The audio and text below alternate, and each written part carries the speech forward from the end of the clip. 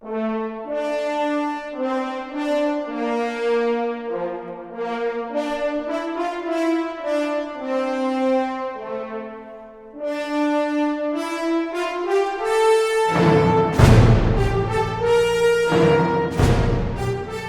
hola, hola, ¿qué tal?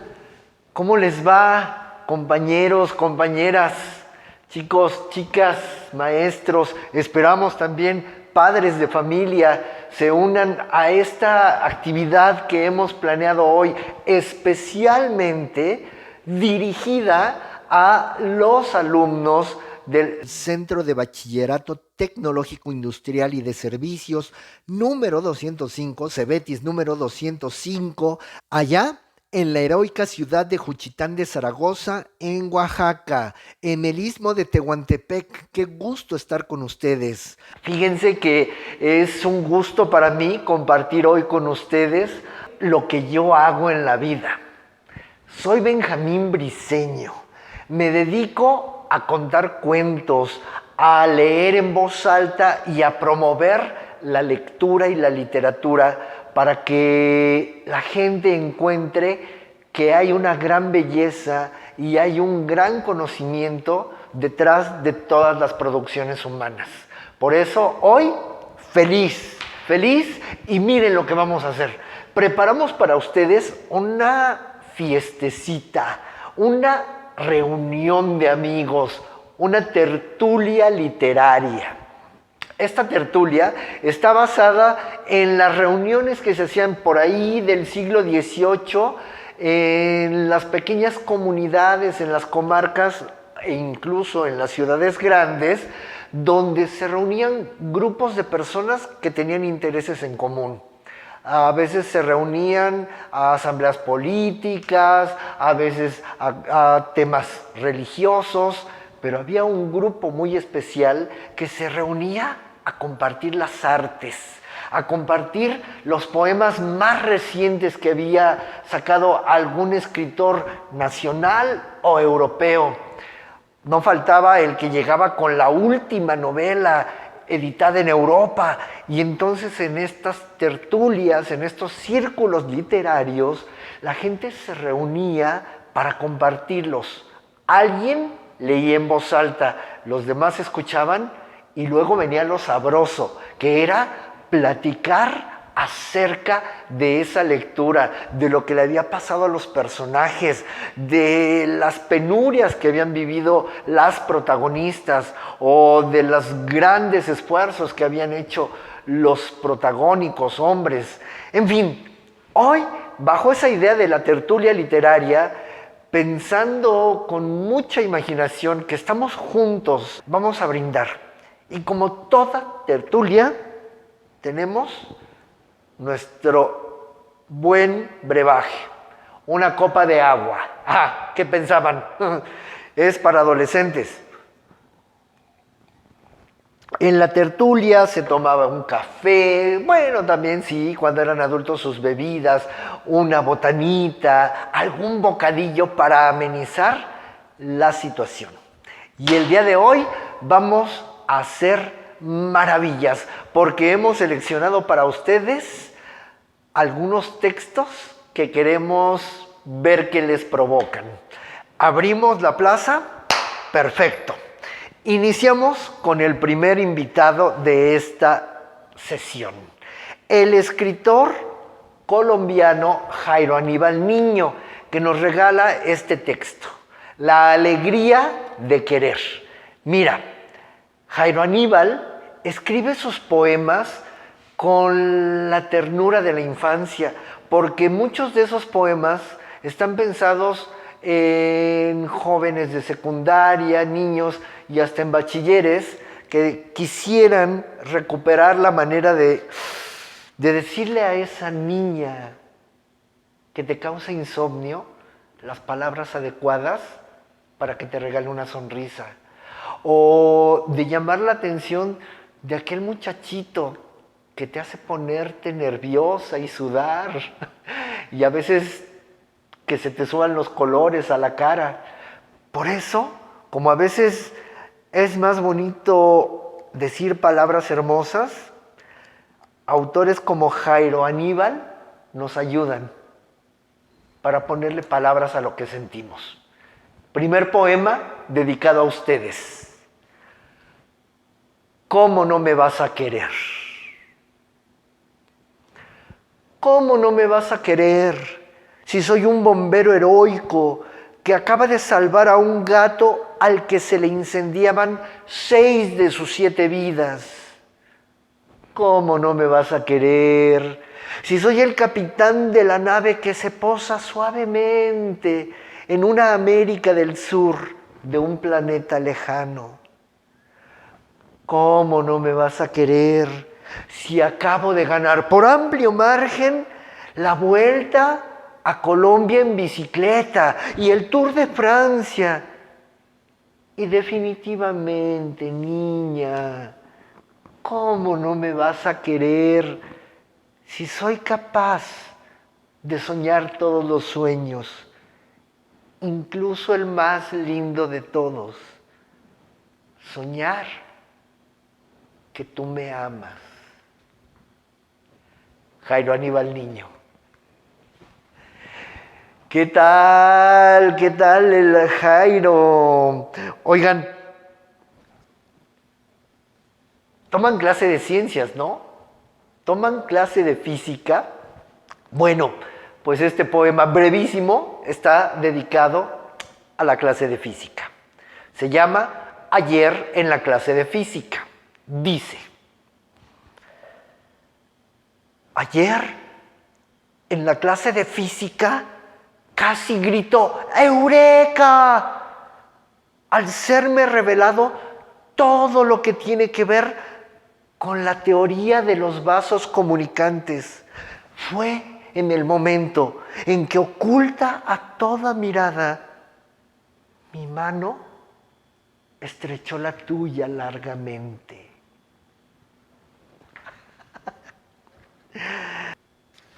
Mira, tú que tienes clase de matemáticas, no sufras tanto. Oye este poema. Ayer, por primera vez. Ayer, por primera vez, supe lo que era la aritmética, cuando, sin que nadie se diera cuenta, me besaste en los labios. Ayer, por primera vez, supe que 1 más 1 es 1. Bueno, y siguiendo con esto de las matemáticas, ¿se acuerdan de cuando íbamos en la primaria? Estos niños dijeron esto: 1 por 1, 1, 1 por 2. No, no es lo que pensaste. Repito: 1 por 1, 1, 1 por 2. Todo. ¿Todo? Sí. 1 por 2, todo, si los dos se tienen cariño. La alegría de querer. Jairo Aníbal Niño. Poesía. La poesía sirve para vernos más humanos, para sentir emociones, para vivir más intensamente el mundo. Para cerrar este gran segmento de poesía, Jaime Sabines nos regala uno de los poemas más conocidos en todo el mundo. Hemos hecho una edición especial para ustedes, para los que aún tienen esperanza en el amor, para las que aún sueñan con enamorarse, para los que hemos amado y seguiremos amando, los amorosos.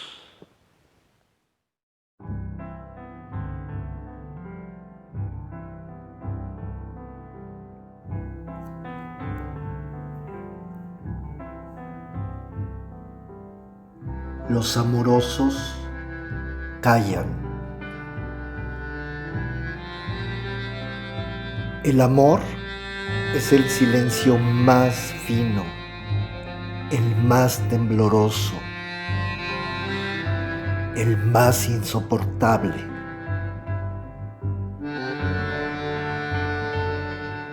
Su corazón les dice que nunca han de encontrar.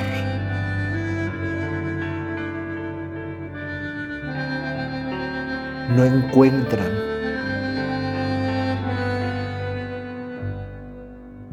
Buscan.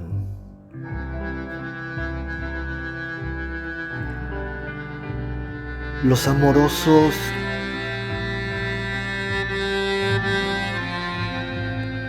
andan como locos porque están solos.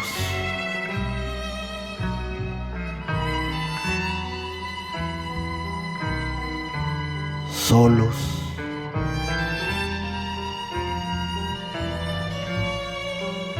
Solos.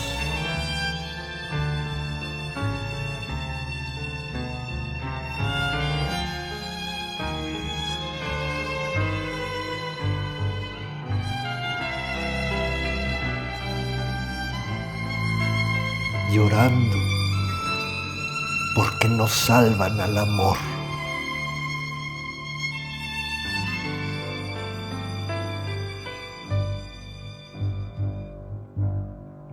Los amorosos juegan a coger el agua, a tatuar el humo,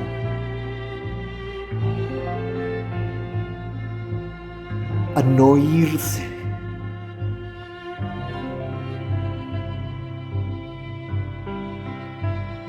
Juegan el largo, el triste juego del amor.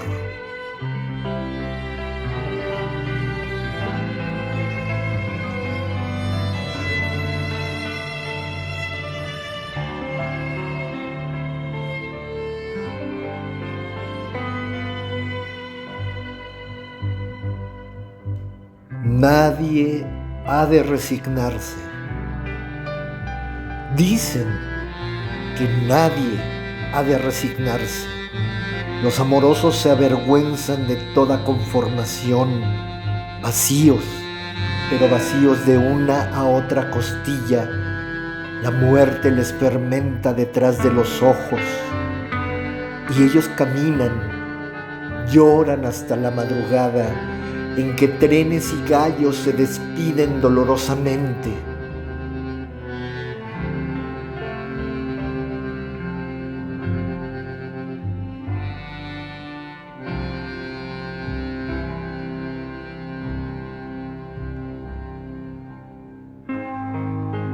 Les llega a veces un olor a tierra recién nacida, a mujeres que duermen con la mano en el sexo complacidas, a arroyos de agua tierna y a cocinas. Los amorosos se ponen a cantar entre labios una canción no aprendida y se van llorando, llorando. La hermosa vida.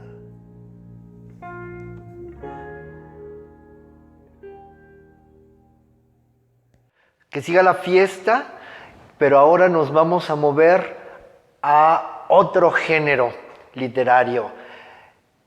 Edgar Allan Poe, estadounidense, creador de algo llamado el horror psicológico en la literatura. Lo que vamos a escuchar no tiene que ver con zombies, con aparecidos, tiene que ver con algo más terrible. Los demonios que viven en el interior de la mente humana. Cómo un hombre puede trastornarse a tal grado de perder lo que lo hace humano. Y sobre todo, ¿qué ocurre después?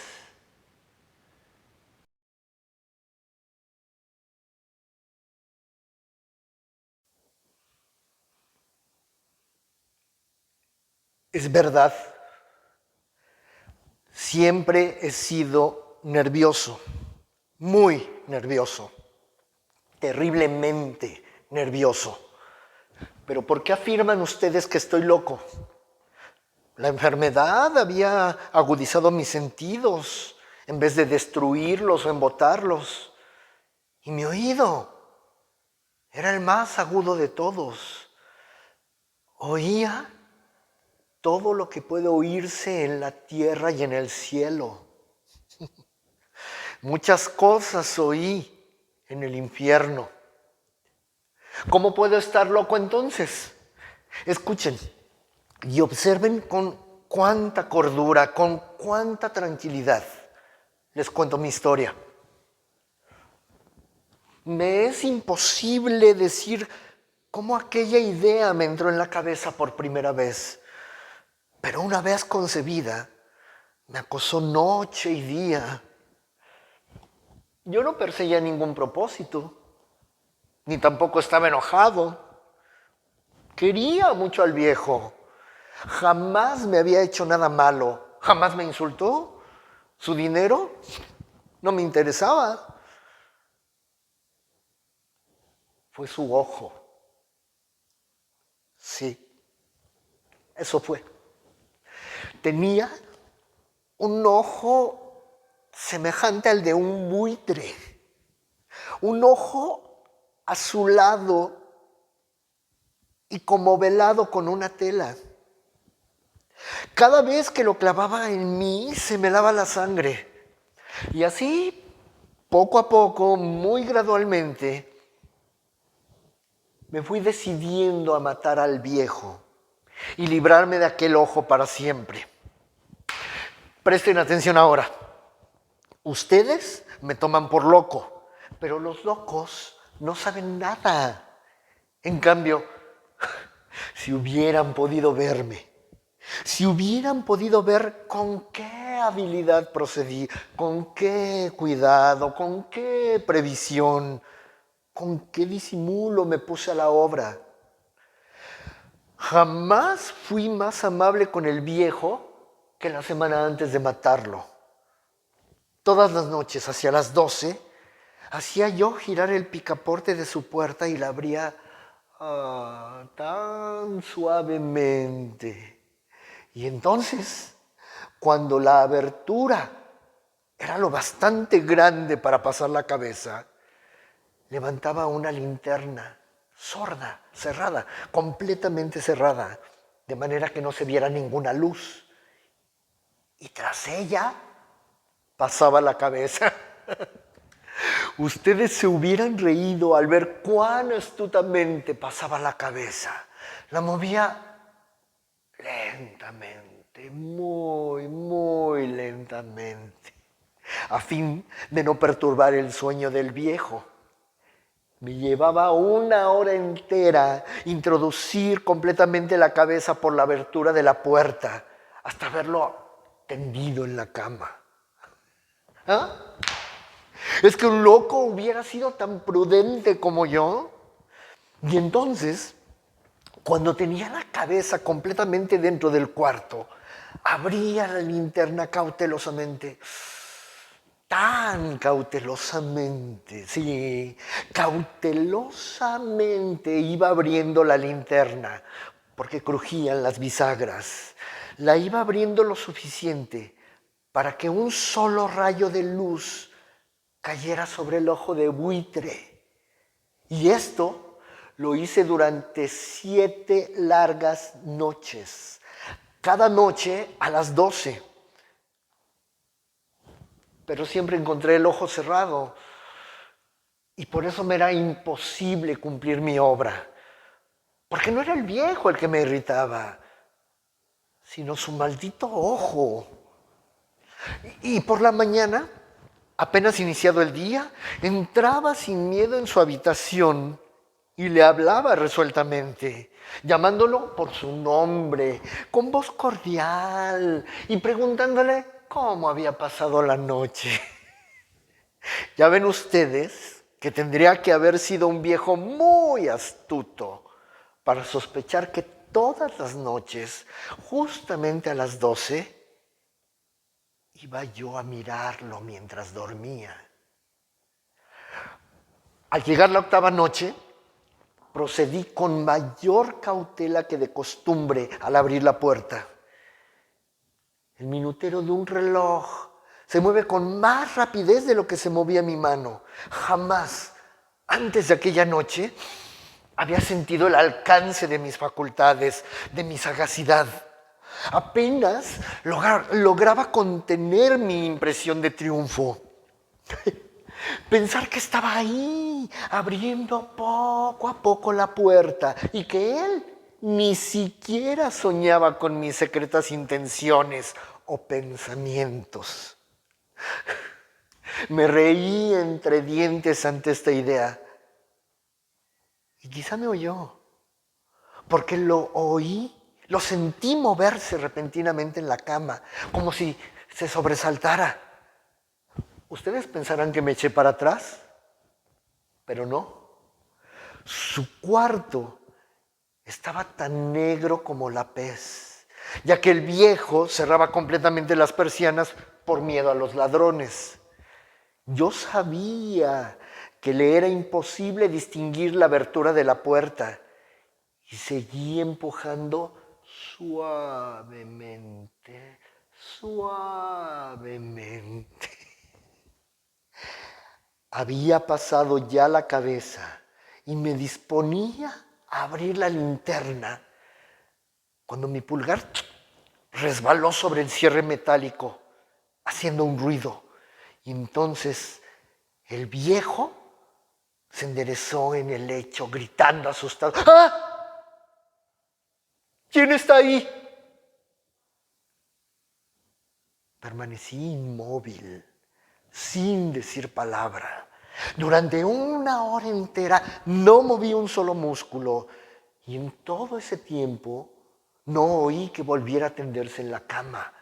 Seguía sentado, escuchando, tal como yo lo había hecho noche tras noche, mientras escuchaba en la pared los taladros cuyo sonido anuncia la muerte.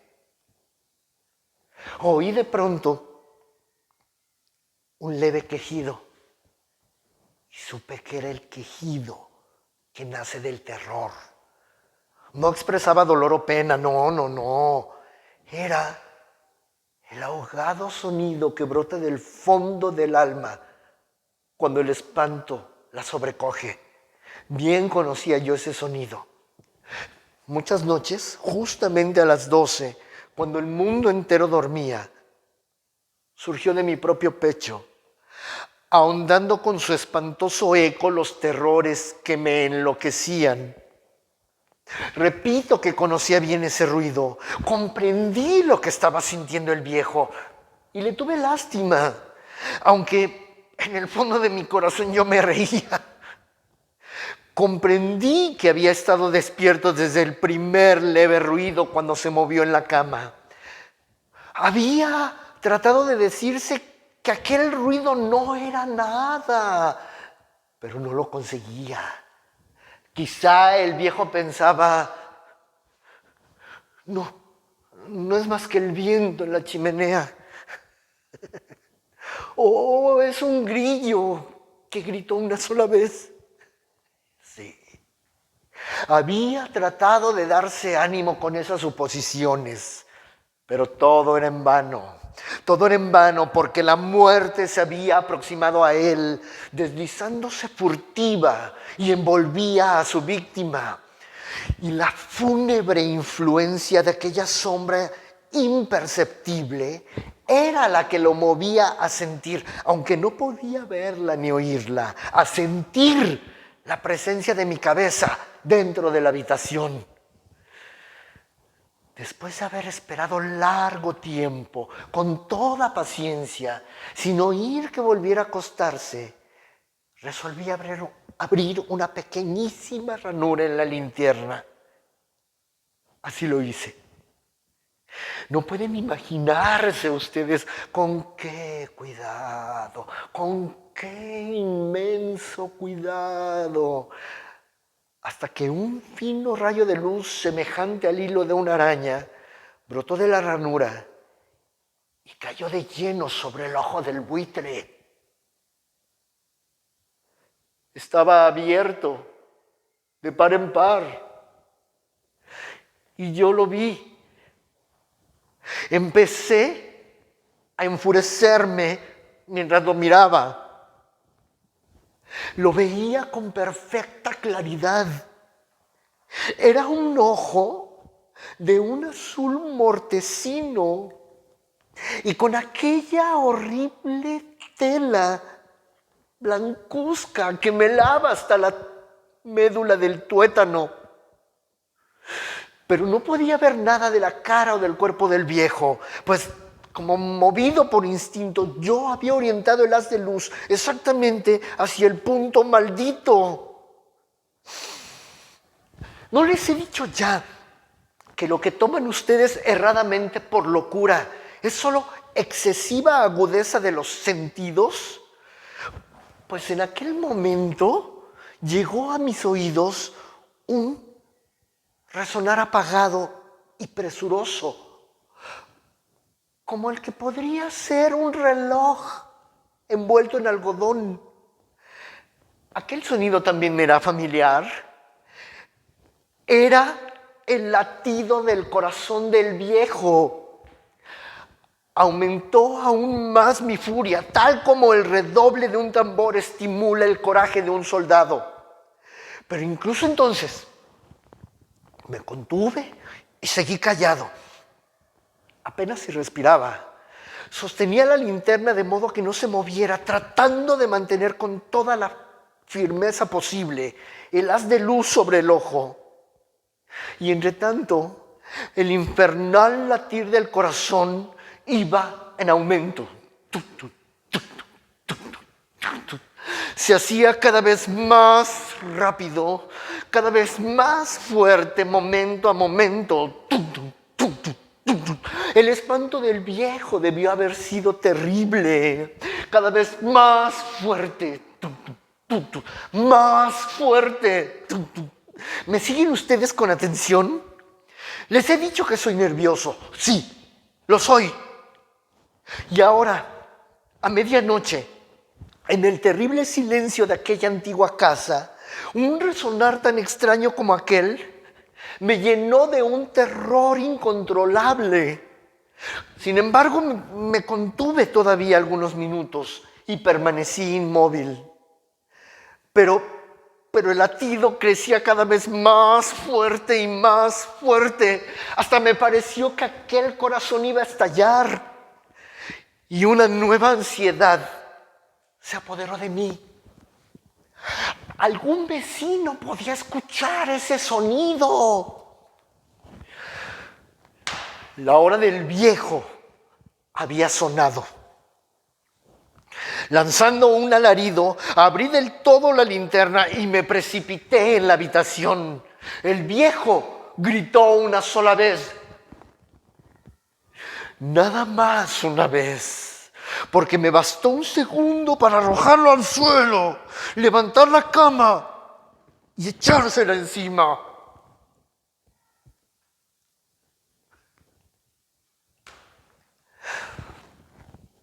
Sonreí alegremente al ver lo fácil que había resultado todo. Pero durante varios minutos el corazón siguió latiendo con un sonido ahogado. Claro que no me preocupaba, pues nadie podría escucharlo a través de las paredes. Hasta que al fin cesó de latir. El viejo había muerto. Levanté el colchón y examiné el cadáver. Sí, estaba muerto, completamente muerto. Apoyé la mano sobre el corazón y la mantuve así largo tiempo. No se sentía el menor latido. El viejo estaba bien muerto. Su ojo no volvería a molestarme. Pero si ustedes siguen tomándome por loco, dejarán de hacerlo cuando les describa las astutas precauciones que adopté para esconder el cadáver. La noche avanzaba mientras yo cumplía mi trabajo con rapidez, pero en silencio. Ante todo, descuarticé el cadáver. Le corté la cabeza, los brazos, las piernas. Levanté luego 3 tablas del piso de la habitación y escondí los restos en el hueco. Volví a colocar los tablones con tanta habilidad que ningún ojo humano, ni siquiera el del viejo, hubiera podido advertir la menor diferencia. No había nada que lavar, ninguna mancha, ningún rastro de sangre. Yo era demasiado precavido. Una cubeta de agua había bastado. Cuando hube terminado, eran las 4 de la madrugada, pero seguía tan oscuro como a medianoche. En momentos en que se oían las campanadas de la hora, llamaron a la puerta de la calle. Acudí a abrir con tranquilidad, pues, ¿qué podía temer ahora? Encontré a 3 caballeros que se presentaron muy civilmente como oficiales de policía. Durante la noche, un vecino había escuchado un alarido, por lo cual se sospechaba la posibilidad de algún crimen. Al recibir este informe en el puesto de policía, habían comisionado a estos 3 agentes para que registraran el lugar. Sonreí. ¿Qué tenía que temer? Di la bienvenida a los policías y les expliqué que yo había dado aquel grito durante una pesadilla. Les hice saber que el viejo se había ausentado al campo.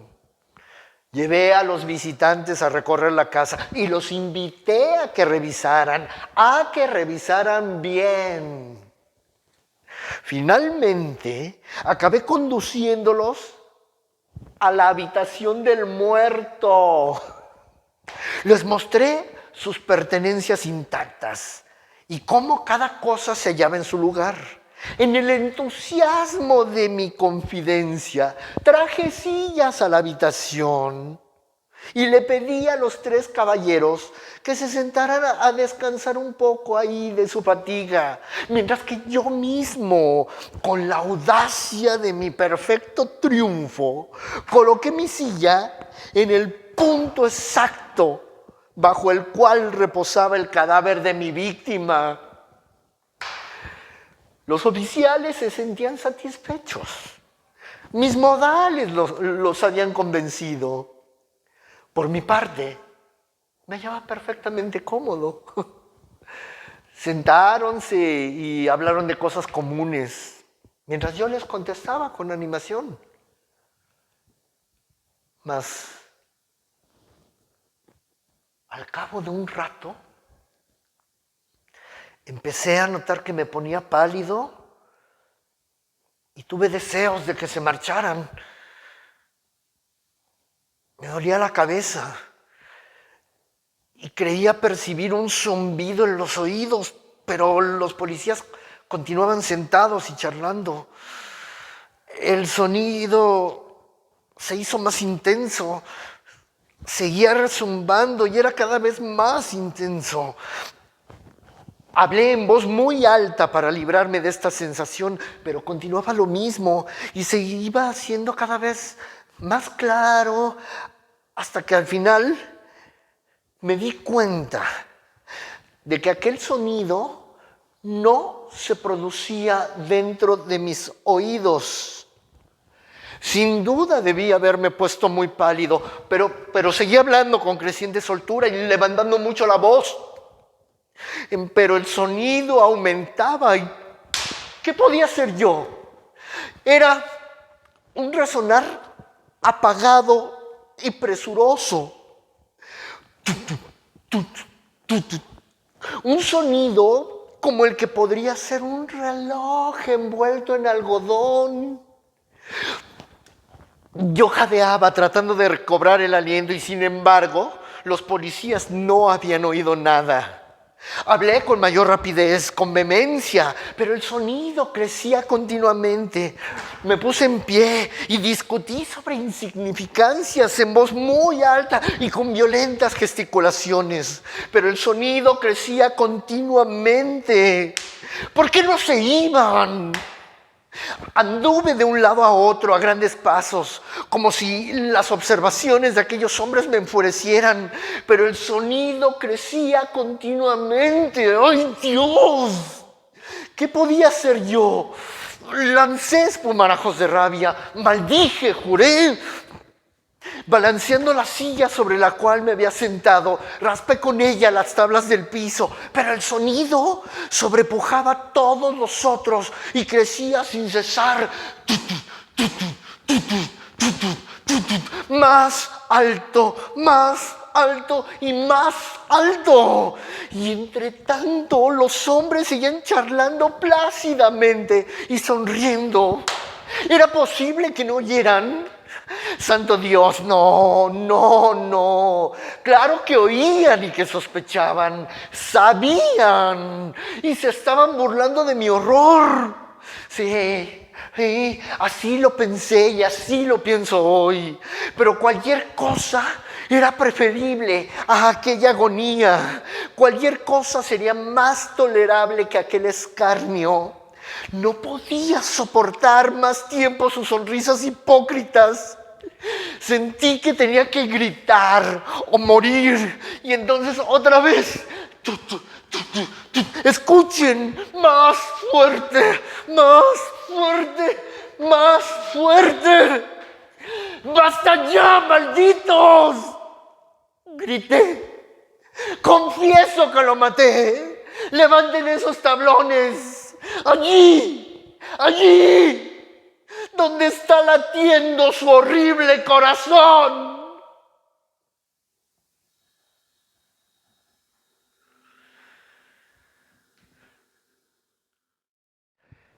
Generalmente en la tertulia, este sería el momento en que empezaríamos a comentar nuestras historias.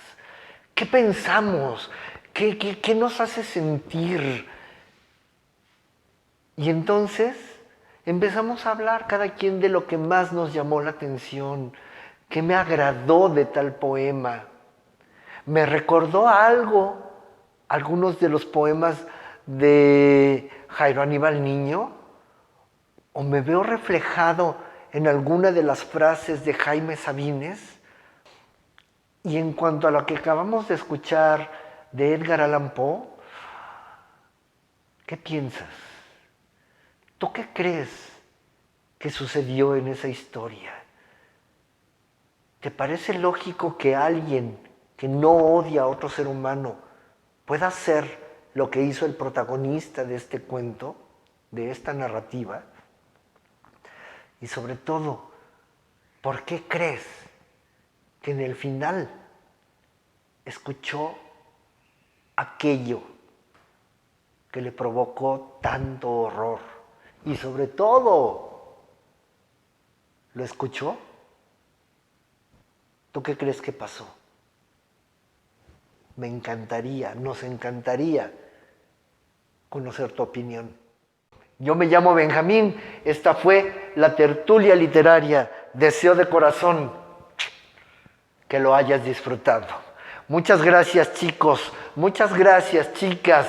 Y saludos también al maestro Víctor Manuel Ruiz López, a los estudiantes de segundo, cuarto y sexto semestre.